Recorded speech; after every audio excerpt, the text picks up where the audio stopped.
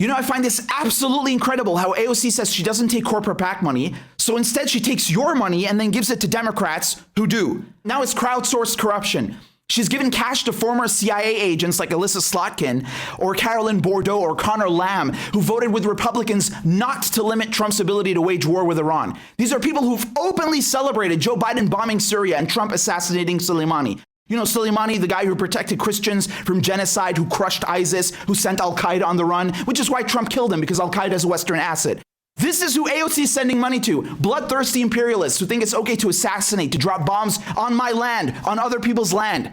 What's the point of keeping the house blue when your blue is made up of sick fucking warmongers and CIA spooks? Have you lost your mind? She says the word imperialism, then goes and gives money to imperialists. She talks about a carceral crisis and then helps elect the guy who wrote the crime bill and a jailer, the guy who's putting kids in the same cages as Trump. You know, these places that she called concentration camps, have you noticed how that word has completely disappeared from her lexicon? She's going on Zoom now and trying to provide cover for Biden and insisting that it's not the same because babies aren't being ripped from their mother's arms. Really? What about the conditions? The conditions are not the same now because they stuck a TV in there and made the cages transparent? You know, the child separation is still happening, by the way. It's just happening on the Mexican side now because Biden is deporting families and adults. The children are still unaccompanied.